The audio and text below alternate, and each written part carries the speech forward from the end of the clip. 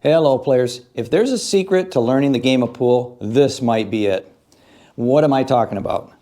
Well, what I've got here is I've got this yellow ball about a ball width off the cushion, and I've got the cue ball about 16 inches away from it.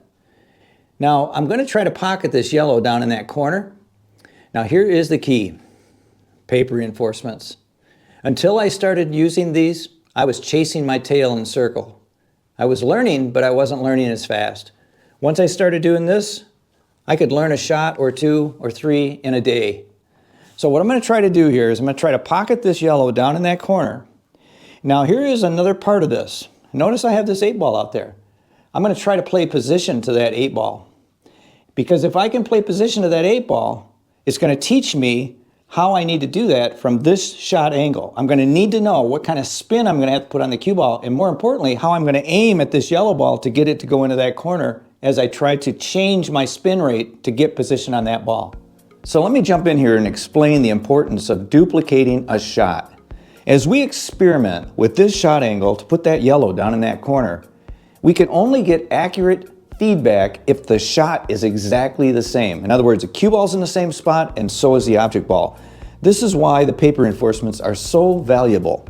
If we were to just shoot this in random location, like let's say the cue ball was only an inch that way or an inch this way, the shot is totally different. Totally different. Now, we're trying to gain position to the 8. We're trying to find a way or get a path for this cue ball to travel. So with this shot duplicated every time, that's accurate feedback. Also, the other part of this, it's not just about position play, it's about shot making. Remember, there's only two things we got to worry about: shot making and position play. But every shot going down that rail is going to be different if we deviate from center cue ball. If we hit right spin, there's a different aim point. If we hit left spin, there's a different aim point.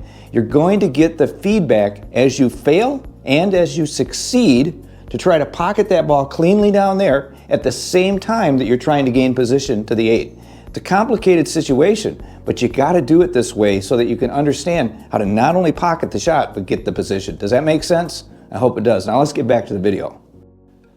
Not complicated. The game is all about shot making and position play, and that's what we're addressing right now.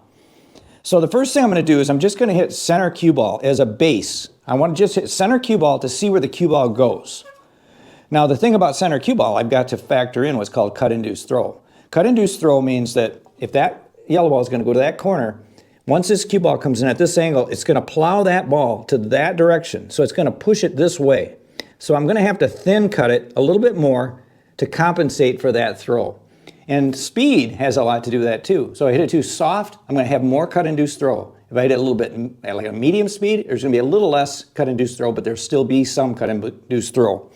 So first, let's just hit it at a soft speed, center cue ball, try to cut it down that rail, maybe not even touch the rail on the way in, that would be ideal. And then we're going to see where the cue ball goes from there.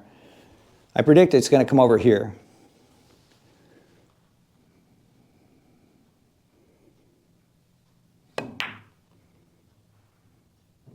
Sure enough. And it went right down there nice and clean. And it got a good position on the 8, right? So now, let's try to hit above the side pocket over here. So what I'm going to do here is I'm going to hit just a little bit of side spin with this. A little top with a little bit of side spin. So this would be right spin in this case.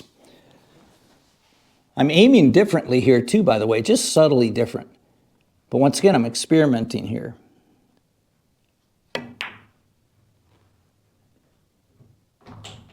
And look at that, hit on that side. I'm shooting the same shot. Once again, I'm shooting the same shot, and I'm not chasing my tail. I'm subtly making adjustments to position the cue ball to a different spot. You got it? So, now I'm going to try it a little bit more. I'm going to try it with a little more speed and a little more spin. I want to come over here and up into this area.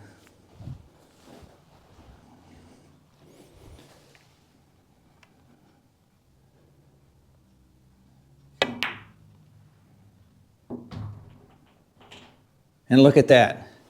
Without a doubt, this changed my game. You must do this.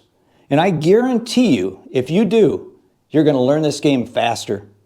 You're not only looking at making the shot, you're looking at how to gain position to a different region of the table by experimenting with spin. If you found this video to be helpful, you got to share this, you guys. It really helps my channel. I need your help. We're building a coalition of like-minded, positive-minded pool players that want to learn this game. Also, please hit the thumbs up because that helps with the algorithm. It gets this video out there to more eyes. And check out our new website, ronthepoolstudent.com.